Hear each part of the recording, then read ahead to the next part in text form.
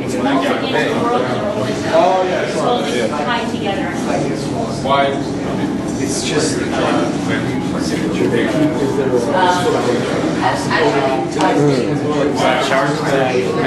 place for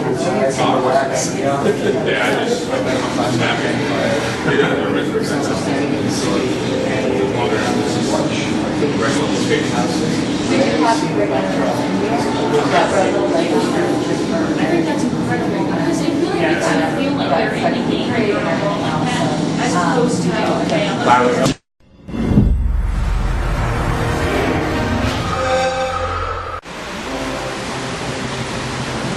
Yeah, we back with the Xbox 360 news, man. The joint is fire. I told y'all, man. Shout out to DC, Deep Silver.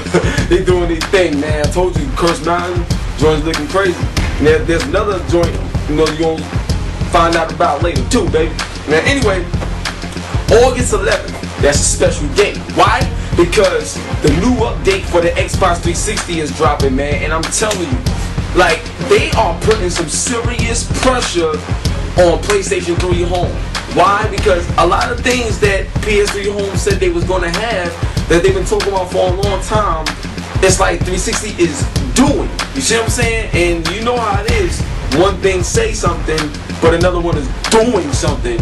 What the consumers want, what the gamers want, we want stuff to be done. Now, already, you're gonna have the games on demand, and you're gonna be able to, have movie parties and stuff like that. Have your party go join you, watch a movie, chill together, 8 people, I believe. It's like, this is ridiculous. Like, this is crazy, man. Then on top of that, you got the Avatar video games like Avatar Golf, and that's gonna be a whole other streamlined thing going on. Avatar Marketplace. There's so many things that's going on, man. You know what I'm saying? So it's really gonna blow you away. Now, when this update come out, it's not like that. Obviously, it may have some bugs or whatever, maybe not. But every time something comes out day one, at the same time, you gotta give it time. You know what I mean? To make sure everything works right. There may be a patch or whatever, but from what we know, when the update comes, it's gonna be amazing. You know what I mean? And the games on demand thing alone is just gonna blow you away, because when you could like, there's a lot of people that don't got Mass Effect Part 1, but instead of going to the store, you can just sit at home and you got Mass Effect. Now, yes, if you don't got a major hard drive, you're gonna have to, bump that up. But even still, just the option, saying that feature alone makes everything more streamlined, more comfortable, and everything. Now, hopefully the prices don't get ridiculous, but at the same time, it's still a great feature to have. And no other console, got that type of games on the main service, so it's sick right now. You know what I mean? So stay tuned to that August 11th. Now, check this out, right? Mass Effect 2, in my opinion, I feel like it's on its way to being Microsoft's next threat to the competition. Now, what I mean by that is this: Halo is a big title, we all know and love it. Boom, right? Gears of War came after Halo, being that big dominant force for Microsoft. Mass Effect 2 already graphically is looking better, way better than Part 1. It's actually looking better than Gears of War. The story got a better story and a deeper story than what Gears of War got. You know what I'm saying? And the gameplay is solid, but most of all, you got your own way of answering things. And if you don't want to answer something, or you just want to cut somebody off from talking, I mean, you can just do so much of what you want to do in the game, making you feel closer, connected to the character, Shepard. You see what I'm saying? And then it's like a full motion film. It's really that deep. And to me, I feel Mass Effect 2 is another type of title that's a threat to the competition, meaning that it became a system seller. Anytime you have system sellers, your system is never going to go anywhere. It's too powerful with these exclusive games.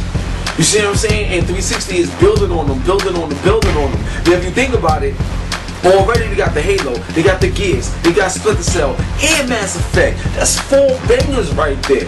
4 bangers. Then on top of that, you got the Fable. You know what I'm saying? It's like they got exclusive bangers out there. You know what I'm saying? And Mass Effect 2, from what everybody is talking about, is one of those games that's gonna be like millions out the gate. You see what I'm saying? And what console don't need that? And what's so important to have that is that when Halo is not around, you still got Mass Effect.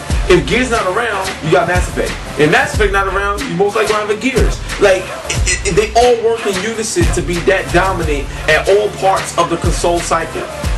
Console life cycle. It's very important that happens. So Mass Effect 2, you got to buy that game. You got to get up on it. And if you ain't played part 1, get it. Trust me, it's worth it because it's amazing franchise. It's an amazing series, man. Now, the next thing I want to talk about is the achievement points, man. It's crazy. Like, now they talking about having virtual items being unlocked via your achievement points. About damn time. I've been saying this for how long? Alright then. Now check this out, right? The cool thing about it is, let's say you're playing, Madden or something like that. And if you play Madden and you like unlock an achievement, and first of all, these particular achievements is supposed to be like developer based. So like developers is actually going to set specific challenges for you to do and go through. So when you get achievements, do these challenges, and only do these specific challenges, you get to unlock virtual items. So it could be a NBA jersey for NBA Live characters, a Madden jersey. It could be a weapon in Call of Duty. It could be all these things, but they're virtual, items that you can use, in these video games. So that's crazy to be able to unlock that, because the type of items that you're getting, that you would receive, is the type of items that you may get from a DLC, downloadable content. So instead of paying for a lot of things we normally used to pay for, you may get them free by, performing the duties of the challenge. You see what I'm saying? So that right there is crazy, and 360 is showing you guys that they in it for the long haul, and they trying to figure out every which way to make it work, and so they can win. And they're doing it. Okay, you gotta give it to them. They doing it. You know what I'm saying? So I just had to bring that up. Now we about to move into the general news. But before we get into general news, you gotta see this.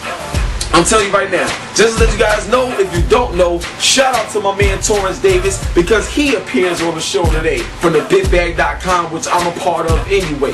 You feel me? So shout out to Torrance Davis, he appears on the show, so we're gonna roll this footage. Also, shout out to my man Kai. He's one of the producers working on this game called Risen from Deep Silver, which is crazy on the 360 and PC. Yo, this is a banging ass show, man. You know it, alright? So one love and God bless. Roll the footage and I'll be back. Peace. Alright. Let me know you're ready. Like this. I'm recording. Yo, it's the hip hop gamer. I'm with my man Kyle. We about to look at Risen. You already know what it is, but you know how we get down right now. We up there with Deep Silver. It's crazy. Now, we got the 360 version.